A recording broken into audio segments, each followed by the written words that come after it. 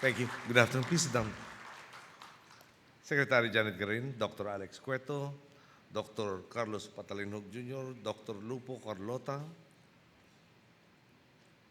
Representative Scott Lanete of Masbate, delegates to the Association of Philippine Physicians in America, Philippine Medical Association Joint Congress 2015, fellow workers in government, honored guests, ladies and gentlemen. I just want to make sure I didn't miss Dr. Maria Minerva Calibag. First of all, allow me to wish everyone in this room a Happy New Year. I am hopeful that everyone here was able to spend time with their loved ones and relax a little and unwound rather, to prepare for the year ahead. For those of you who came from overseas, perhaps I can also point out that 2015 is Visit the Philippines year, and that you are amongst the first of our visitors. Hopefully, you were able to spend your holidays catching up with old friends and relatives while enjoying the sights, the sounds, the food our country has to offer. Indeed, I have no doubt that the festive and unique way we Filipinos celebrate this holiday season provided a welcome respite from the demands of your profession. The field of medicine is certainly a challenging one. Nonetheless, it is a field in which Filipinos have demonstrated excellence over generations. Throughout the United States, Filipino doctors have become pillars of society, having earned the trust and respect of their respective communities. On top of that, however, they have also displayed a remarkable affection for their motherland, consistently going out of their way to stand in solidarity with their fellow Filipinos. This is something I have experienced firsthand. Some of you may remember that for a period of 3 years, my family lived in exile in Boston, away from the comforts of home in the cold winters of Massachusetts.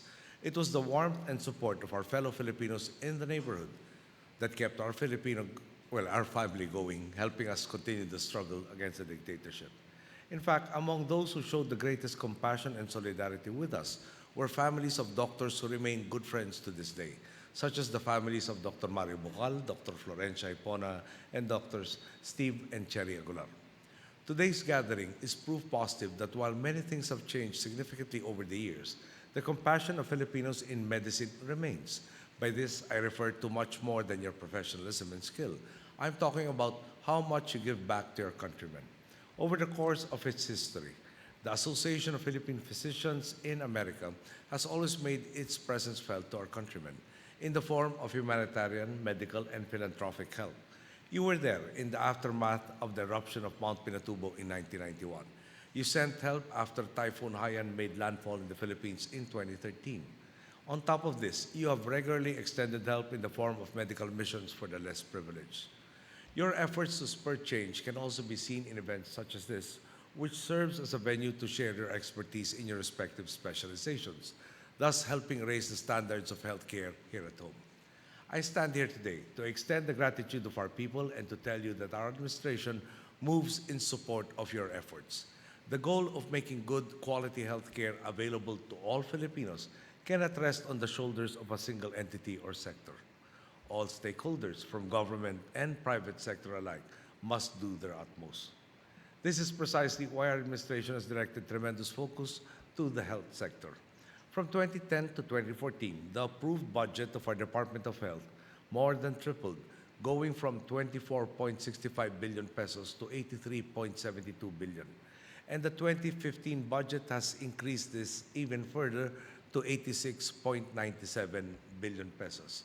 Secretary Garin points out that once the tally for the so-called sin taxes is finally computed, these figures will undoubtedly rise very significantly. Might I point out that with the exception of the sin taxes, we have done this without raising taxes. And of course, the sin taxes revenues likewise go directly to improving public health care.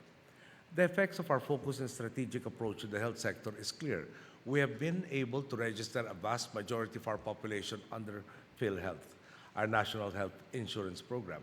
We likewise expanded the diseases covered by the program to include those that pose the greatest threat to the lives of our countrymen. We are also providing free health care to those identified to be the poorest sectors of our society.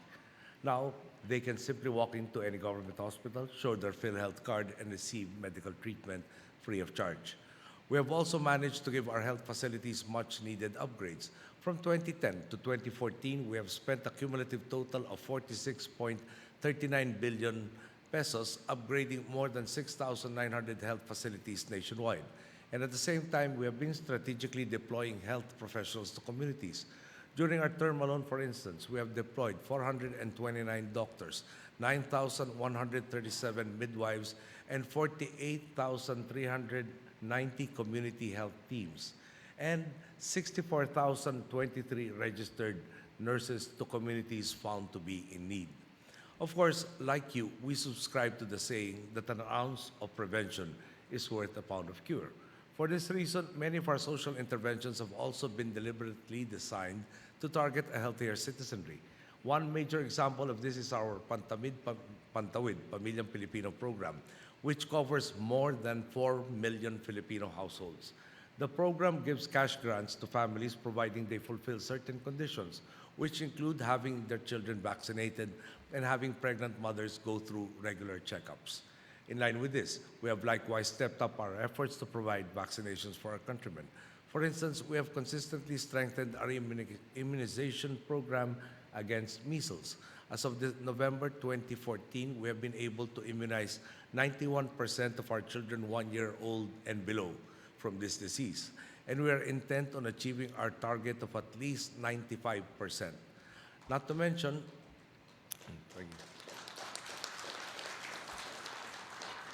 in 2012, we also launched the rotavirus vaccine program. This immunizes infants from the most common cause of severe diarrhea, which thousands of children suffer from each year. We have already been able to protect a great number of children from this disease with this program, having vaccinated over 670,000 infants from our country's poorest families. It is clear, as doctors from here and abroad strive to strengthen their partnership to build a healthier Philippines, our administration will work shoulder to shoulder with you. These past few years, the world has witnessed the resurgence of the Philippines and the unparalleled talent of our people. And it is up to us to make certain that moving forward, our people will be skilled enough and healthy enough to realize the vast potential of our nation. I am hopeful that the participants in this joint Congress can maximize this opportunity and realize your goal of advancing the state of Philippine healthcare. If I may share, whenever I go abroad, one of the things I look forward to the most is meeting the Filipino community, who always prepare a very warm welcome. Time and again, during these events, they ask me, when can we go home? To this end, we have been working overtime, improving opportunities for gainful employment in the country. We even have initiatives like the Department of Science and Technology's Balik Scientist program, which encourages Filipino scientists to return to the Philippines and share their expertise towards our country's development. The head of Pagasa is one of these Balik scientists. All this in pursuit of our shared dream, a Philippines in which our people leave our country only by choice and not by necessity. I am glad to say that through our people's support and the backing of individuals like yourselves, we have been able to make dramatic strides. Through our collective efforts, we have increasingly made it possible for our people to live good, dignified lives within our shores. And perhaps soon, those of you who have come here from America will be able to look at the Philippines and see a country to which they can return or retire to, one that is prosperous, progressive, and without doubt, close to their heart.